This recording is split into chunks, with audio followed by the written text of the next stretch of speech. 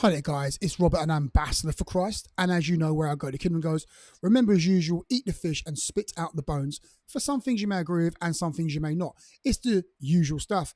Now, I want to share a little what happened to me today. Today, I thought to myself, you know what? I'm going to go to the shop. I'm going to buy a coffee and I'm going to go down to the beach and I'm going to pray and I'm going to read the Bible. So as I was down by the beach, I was praying. I was in the car. I was by the beach, sitting down, drinking coffee, and I was praying. And then I quickly checked my phone because it rumbled. I checked my phone, and I checked my notifications. Next thing you know, I was on social media, and I was scrolling through social media. And then, do you know what I realized? 1 hour had passed by. I spent 1 hour on social media. What happened to the praying? The praying stopped somewhere. It fizzled out somewhere as I was scrolling. Where did the focus on God? What happened to the focus on God? It just disappeared. And before I even realized it, I was like, what? What happened? It's like I smelt some smelling salts. And then God started to minister to me and he showed me weeds showing up, weeds. See, what we need to understand, okay, is that demons are assigned to you. Okay, they're assigned to your life. Okay, and what these demons do, what they do every day, they're trying to stop you from getting into the presence of God. When you're trying to do something godly, they're trying to stop you from doing that thing. When you're trying to do something that's a good activity, a spiritual activity, demons are there to try to stop you from doing that activity. And that's why God will show me the weeds. See, a weed is something that it's a worthless plant, a worthless vine, a worthless thing. And what weeds do, they strangle the good plants. They strangle the good fruit, the good tree. If there's weeds around the tree or vine, a horrible vine wrapped around a tree, it's only a matter of time before that tree, that fruit tree, that vine will strangle that tree and kill the tree and the fruit will die.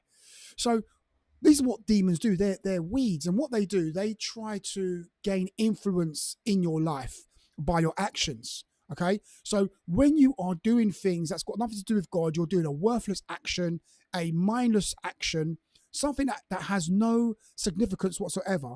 That's how demons begin to manifest in your life. They begin to grow those weeds that strangle the good fruit in your life.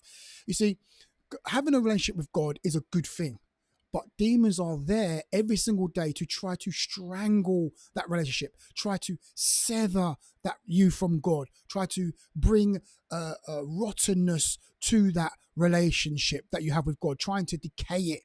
It's not God that's decaying, it's you decaying. You're moving away from God. God's not moving away from you, you're moving away from God.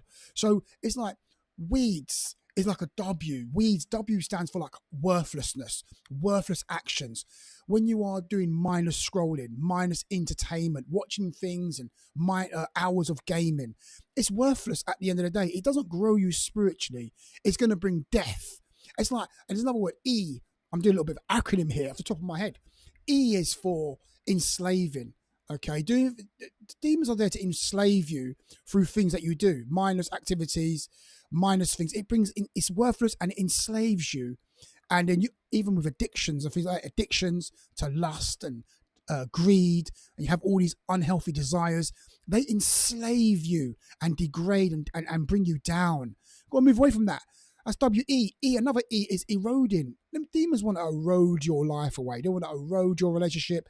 They want your relationship with God, erode your relationship with your family, erode your relationship with life, and try to destroy your good habits and erode you away and bring decay into your life. And you don't want that. D stands for like draining. See, what I find out here with these weeds and demons, what they do, they try to drain your energy, drain you away. You're always tired. You're always in depression. You're always in fear. You're drained away. You've got no energy to move forward in power. You're always lethargic, tired, procrastination starts to set in, and your desire for God just disappears, and you're just drained and tired all the time. And S stands for being stagnant. See, demons want you to be stagnant. They don't want you to move in God. They don't want you to move with fresh fire, fresh power. They want you to be stagnant, spiritually stagnant, not going nowhere, not moving. This is what demons want. This is what the weeds are all about. So These are just a few things I've just said. But if you look around your life, okay, sit on the end of your bed tonight and start to audit your life and start to see where these weeds are. Because demons bring weeds to strangle your productivity in God, strangle ministry, strangle your future, strangle destiny, strangle that word that God has placed and spoken over your life, trying to stop you from stirring up the gift that God has placed within you. Demons are there trying to stop you from breaking up the fallow ground. See, when you're doing spiritual activities and you're pursuing God, you are breaking up the fallow ground. You are chopping down the weeds. You are clearing out the dross. You are removing all the mold from your life. But demons don't want you to do that, because demons want you to stay they want you to be trapped in worthless activity. They want you to be enslaved. They want your life to be eroded. They don't want you to have that desire. They want you to be drained. They don't want you to move with spiritual power. They want you to be stagnant in your life. They want you to be stagnated, to rot away. And these are the things you need to understand. Demons are trying to do this every single day.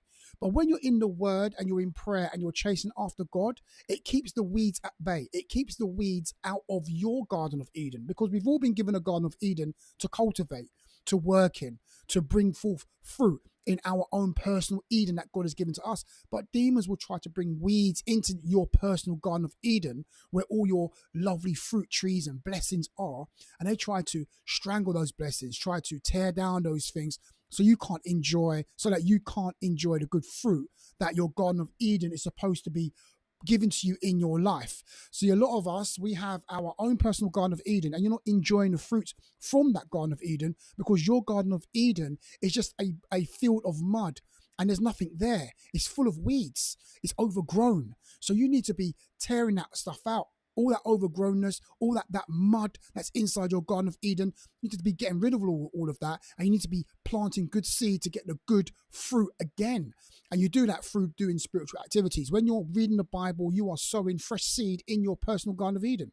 When you're praying over that seed, and it's going to grow, it's going to flourish. When you're fasting, giving thanksgiving, giving God praise, what you're doing, you're watering the seed in your personal Garden of Eden that God has given to you. And that's what you should be doing daily, so you can begin to enjoy the fruit when it grows, the fruits of blessing, open doors, divine solutions, strategies, and networks, and all these good things. You start to enjoy it in your life. But demons want weeds to grow in your personal Garden of Eden, so you don't enjoy any of that, and you're in a place of continuous depression, erosion, enslaving, nothing's happening, stagnation. We don't want any of that sort of stuff there. Okay, so I'll leave it there. All right, and obviously cast those demons out as well. Tell those demons to get out of your life in the name of Jesus. Don't forget that bit. But anyway, it's Robert, an ambassador for Christ, and as you know where the kingdom goes.